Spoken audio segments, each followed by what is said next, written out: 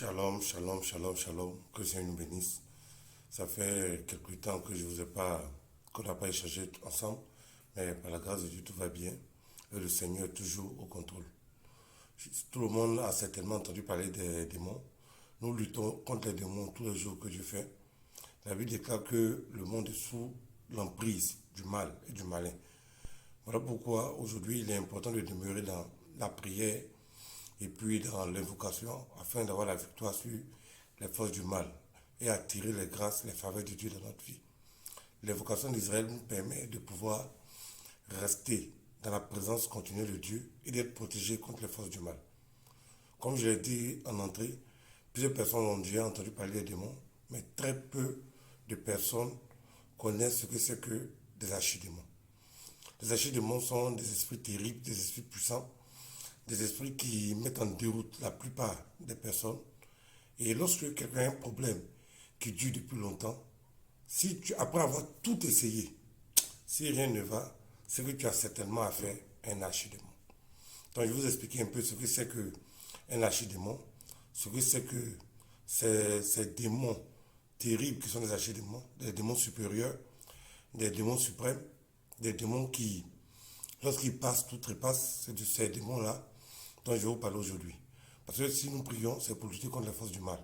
Donc comment lutter contre les forces du mal dont on ignore l'existence? D'abord, pour comprendre le principe des démons et des archidémons, il faut qu'on revienne à l'origine. À l'origine, Lucifer, qui était lui-même un archange, est devenu le diable par la suite. Donc lorsqu'il s'est révélé contre Dieu, l'armée de Dieu s'est divisée en deux parties. Il y a une partie qui est restée fidèle à Dieu et qui sont restés avec l'archange Michael. Et puis il y a eu les anges renégats, les anges rebelles qui ont suivi Lucifer. Mais seulement que, il n'y a pas seulement que des anges qui ont suivi Lucifer, il y a eu aussi des archanges. Qu'est-ce que c'est qu'un archange? Il y a deux groupes d'anges, les anges et les archanges. Les archanges sont les commandants, sont des anges supérieurs, sont beaucoup plus puissants, plus rayonnants. Je sais que vous en connaissez quelques-uns, Gabriel, Michael, Uriel, Raphaël, etc. Donc ce sont des archanges extrêmement puissants. Mais parmi ces archanges qui sont extrêmement puissants, il y a d'autres qui ne sont pas restés loyaux à Dieu. Il y a d'autres qui ont suivi Satan dans son égarement. Donc les archanges qui étaient avec Dieu, qui ont suivi Satan, sont désormais appelés des archidémons, c'est-à-dire que des démons supérieurs. Avant, ils étaient des anges supérieurs, maintenant ils sont devenus des démons supérieurs, c'est-à-dire qu'ils ont la capacité de détruire, ils ont la capacité de nuire efficacement, ils ont la capacité de mettre en déroute la plupart des anges. Voyez-vous. Donc, je vais vous faire un peu la liste de quelques archidémons que vous devez absolument connaître. Parce que chaque archidémon a ses pouvoirs, chaque archidémon a ses capacités, chaque archidémon a sa possibilité de nuisance. Donc quand tu ne connais pas quelque chose, c'est évident que tu ne pourras pas lutter contre ce que tu ne connais pas. Voyez-vous. Donc nous allons commencer, je vais vous expliquer brièvement qui sont-ils, leur domaine d'action, et puis exactement ce qu'ils font dans le royaume de Satan, et ce qu'ils font aussi dans la vie de chaque être vivant, de chaque être. Le premier archidémon que nous allons voir est Abaddon. Abaddon, c'est un prince de l'enfer. C'est un prince de l'enfer terrible. Il a pour rôle de s'aimer la destruction là où il passe. Quand on parle de destruction, c'est la destruction sur toutes ses formes. Il peut créer la destruction professionnelle, c'est-à-dire au niveau du travail, ça peut ne pas aller. Au niveau des sentiments, ça peut ne pas aller. Au niveau de la sorcellerie, tu es toujours vaincu, tu as toujours des tragédies. Au lieu d'attirer à toi de bonnes choses, tu n'attires que de mauvaises choses. Tu as l'impression que le sort s'acharne contre toi, malgré tes prières, malgré que tu t'approches de Dieu.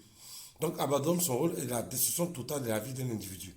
Quand quelqu'un monte au fur et à mesure, puis un coup, du jour au lendemain, tout s'écoule, malgré ses prières. Je n'ai pas dit celui qui ne prie pas, qui est assis et puis tout s'écoule. Non, je parle de celui qui a passé son temps à prier, à se battre, à s'accrocher à Dieu, puis malgré ça, tout s'écoule dans sa vie. C'est qu'il n'a plus affaire à un démon, mais certainement il a affaire à un archidémon.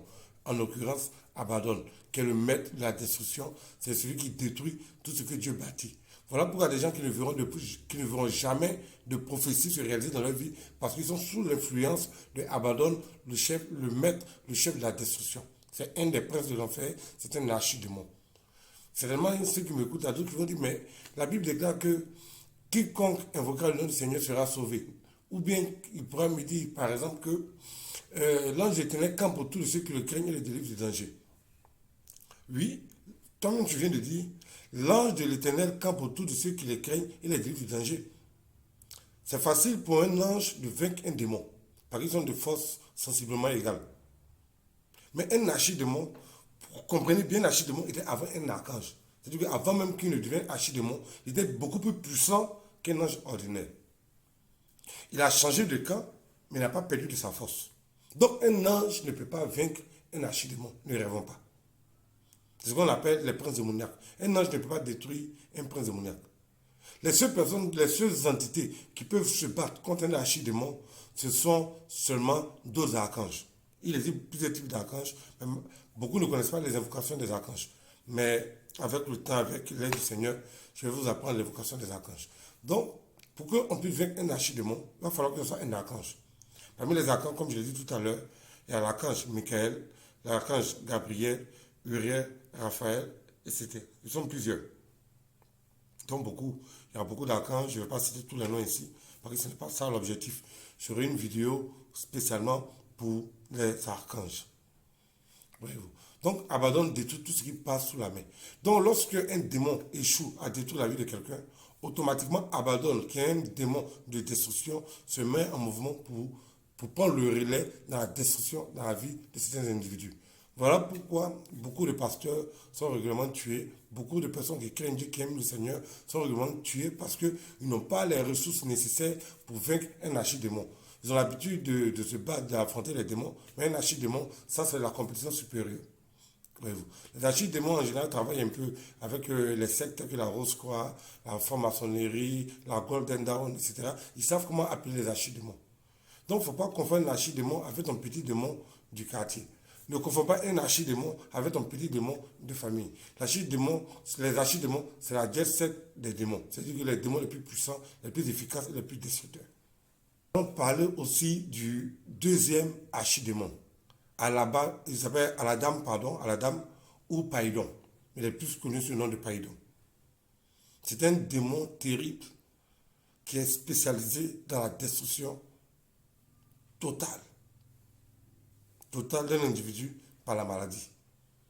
Toutes les maladies ne sont pas créées par Païdon. Païdon est celui qui crée les maladies incurables, non transmissibles. Exemple, l'insuffisance rénale. L'insuffisance rénale tue énormément, mais on ne peut pas transmettre l'insuffisance rénale. On peut transmettre le choléra, oui. On peut transmettre et des vers intestinaux, oui. On peut transmettre la tuberculose, oui. Donc, toutes les maladies transmissibles ne sont pas gérées par Païdon. Ce sont les maladies qui ne sont pas transmissibles qui sont gérées par Païdon, mais elles sont mortelles. Exemple, l'AVC, l'insuffisance rénale, l'hypertension artérielle, toutes les maladies de métabolisme sont gérées par Païdon. Donc, chaque jour que Dieu fait, Païdon envoie de nouvelles maladies sur la terre. Et leur rôle est de détruire le corps de l'homme qui est le temple du Saint-Esprit. Donc, toutes les nouvelles maladies non transmissibles, j'insiste, sont gérées et créées par Païdon. Exemple, même la folie. La folie aussi est gérée par Païdon. Parce que la folie ne se transmet pas. Mais c'est une maladie qui est fatale. Quand Païdon gère tout ce qui est maladie grave, mortelle, mais qui ne sont pas transmissibles. Et nous allons parler maintenant d'Adramelech, qui est le prince des magiciens, qui est le prince des sorciers. Il a combattu le peuple d'Israël dans le passé, dans le désert, par l'intermédiaire des Philistins, des Étiens, etc. Car c'est un dieu que les enfants du diable adorent beaucoup. C'est un démon qui se nourrit de sang, un archidémon. Il ne vit que pour le sang. Exemple, tout ce qui est comme tragédie liée au sang est géré par Adramelech. Exemple, agression mortelle, c'est-à-dire quelqu'un qui est agressé et puis qui est poignardé, quelqu'un qui est abattu par une lame à feu, quelqu'un qui est égorgé, quelqu'un qui meurt dans un accident de circulation où son sang doit couler. Donc tout ce qui relève du sang qui va couler, qui va ôter la vie à quelqu'un, est géré par Adramelech. Donc nous comprenons très facilement que toutes les personnes qui meurent de mort violente, je ne parle pas de ceux qui sont les martyrs, non, je ne parle pas des martyrs. Même les martyrs sont souvent tués par Adramelech, par la permission de Dieu. Mais c'était avant, mais maintenant, Dieu protège son église.